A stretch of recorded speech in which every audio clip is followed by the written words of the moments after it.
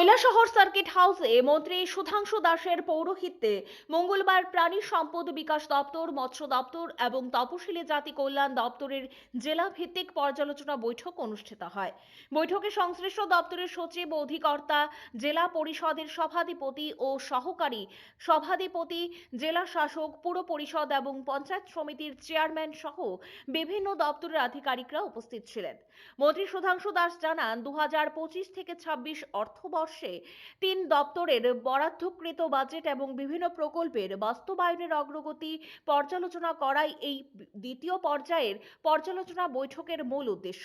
পাশাপাশি কেন্দ্রীয় সরকারের বিভিন্ন প্রকল্প সময়মতো সম্পন্ন করে মানুষের কাছে পৌঁছে দেওয়ার বিষয়েও বিস্তারিত আলোচনা হয়। জনপ্রতিনিধিদের মতামত ও বিভিন্ন পর্যায়ের সমস্যা নিয়ে গঠনমূলক আলোচনা করা হয়েছে এই বৈঠকে। আগামী দিনে দপ্তর কি কাজ করবে এর একটি রূপরেখা এই বৈঠকের মধ্য দিয়ে নিরূপণ করা হয়েছে। ব্যুরো রিপোর্ট, পজিটিভ বার্তা।